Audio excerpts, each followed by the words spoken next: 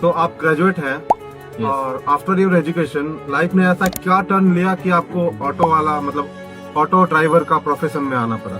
Sir बोलूं कि मैं क्यों ऑटो चलाया, अचानक डायरेक्ट ग्रेजुएशन के बाद अचानक ऑटो में आना तो इतना मतलब इजी भी नहीं, अनएक्सपेक्टेड थिंग है ये। अब मेरा शादी करने के बाद जब मतलब रेस्पॉन्सिबल बढ़ गया, मेरा रेस्पॉन्सिबिलिटी बढ़ गया कि पैसा चाहिए घर को मेंटेन करने के लिए। दूसरा कोई कंपनी या कोई शोरूम में काम करूंगा तो मैं मतलब डोमिनेट हो जाऊंगा। और ज्यादा से ज्यादा उस टाइम पे कितना मिलता?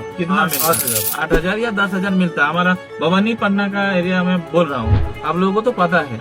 तो इसीलिए मैं सोचा कि चलो मेरे को लोग हंसेंगे तो हंसने दो, लेकिन करूंगा तो जो भी खुद का जिम्मेदारी से करूंगा, जो भी हो सोच के मैं ऑटो चला रहा हूँ। अभी मैं फ्रीडम हूँ।